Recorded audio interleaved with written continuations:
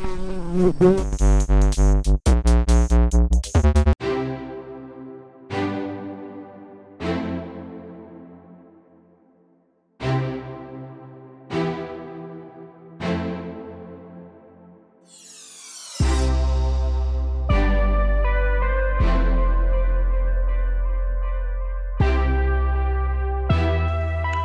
today we're going to look at the Samsung Chromebook Pro. This is the 32 gig version. So let's go ahead and open this up and see what we've got. So here we've got a quick start guide. It looks like some kind of tweezers. So here's the Chromebook Pro itself, which is a lot nicer in person than I thought it would be. The only one I've seen is the cheaper silver model, and this actually feels like almost like an aluminum. And it has a little bit of weight to it, not too much.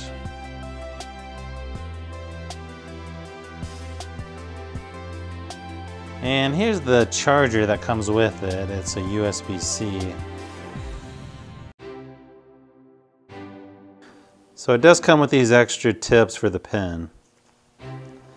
I'm guessing these tweezers are to get the pin out. But to me, I would think you could just use your finger.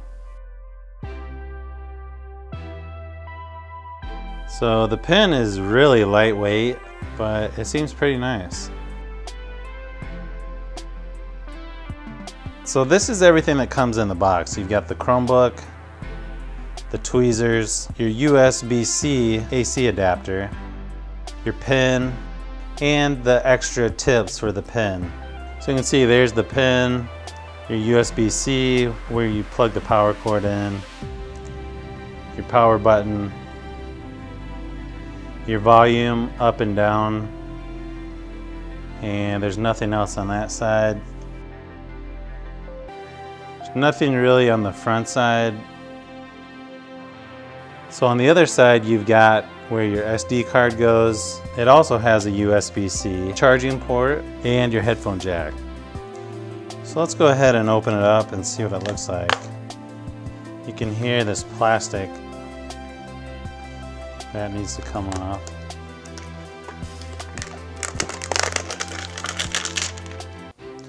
I can tell already it's going to be a little bit of a fingerprint magnet. Let's take off these little plastic covers on the feet. So here's my iPad Air 2, just to give you an idea of how much bigger the Chromebook Pro is. So once you log into your Google account, it's going to be very similar to an Android phone where it uses that account for basically all the apps and pretty much all the Google services. It's even similar to an Android phone that you can swipe up from the bottom and there's all your apps.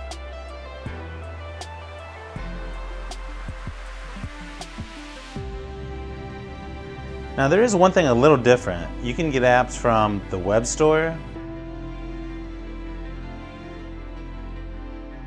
or you can get apps from the Google Play Store.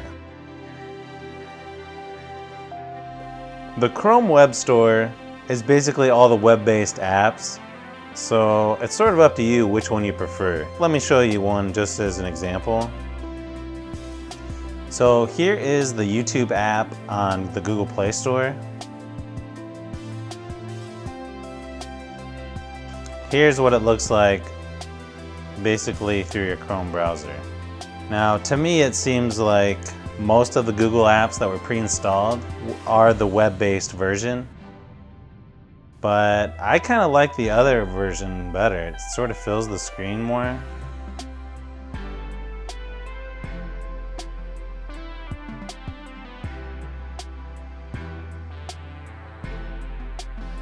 So you should be able to just hold down on the app and say close. Same thing here.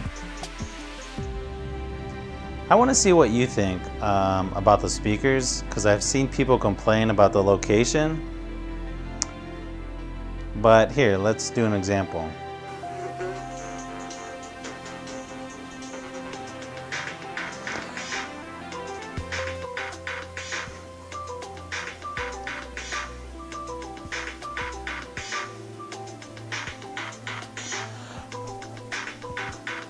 This is gonna be fun.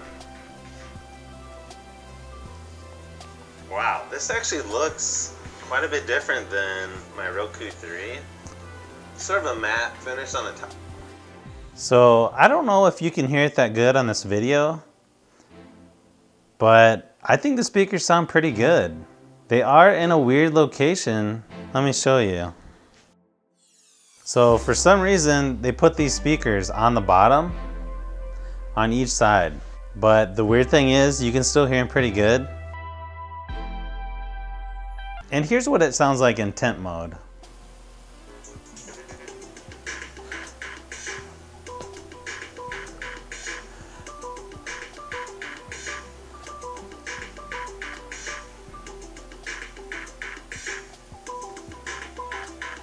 This is gonna be fun.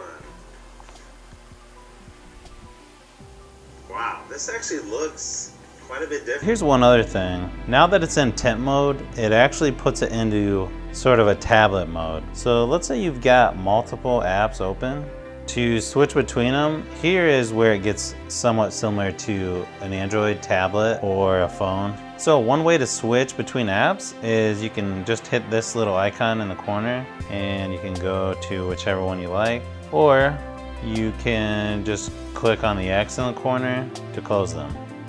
Then there are a couple different ways you can get your apps. One, you can swipe up from the bottom. You can swipe back down to close it. You can hit the little circle, gets you to the same place. Or you can hit the circle again to close it. If you click anywhere down in this area, it's gonna show you which account you're using, which Wi-Fi you're using, and just a few other settings that you may want to use. Volume, Bluetooth. You can do auto rotate, and I believe that's just if you're in tablet mode.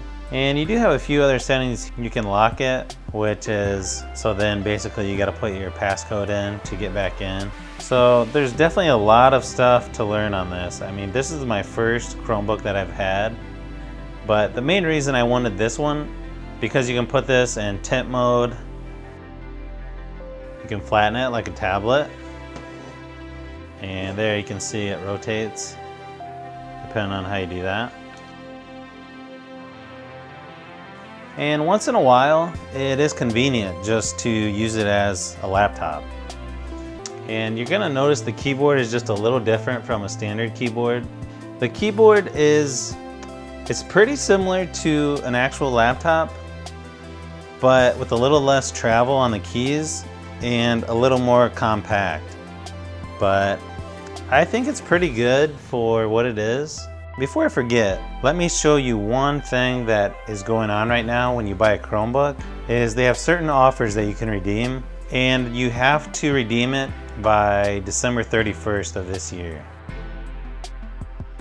You can get 100 gig of Google Drive storage for 2 years, free trial of Google Play Music. The only one I was interested in was the Google Play credit. You get $20 Google Play credit just for buying this Chromebook. And you basically just hit redeem and it'll do its thing and check to see if you're eligible. So it was pretty simple. So don't forget to claim your $20 Google Play credit if you do happen to buy a Chromebook within the next month or so. Okay, now check out this stylus. This is actually pretty cool. So you can choose a magnifying glass,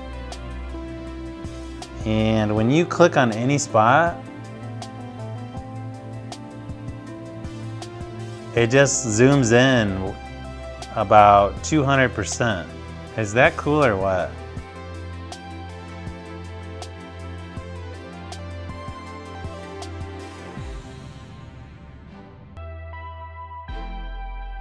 There's an icon here you can click, and there's a few different options like the magnifying glass, laser pointer.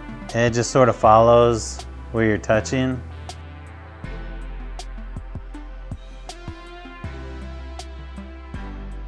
So I'm guessing that would be good if you have this on a Chromecast and you're wanting to point things out. That's pretty cool.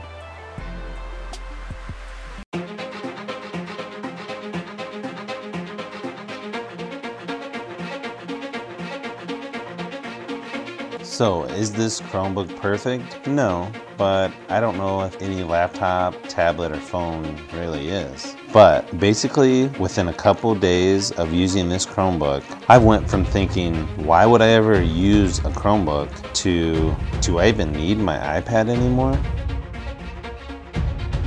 Only time will tell. Don't forget to subscribe and give a thumbs up if you haven't already. This is Brian from Fishbee Productions. Thanks for watching, and I'll see you on the next one.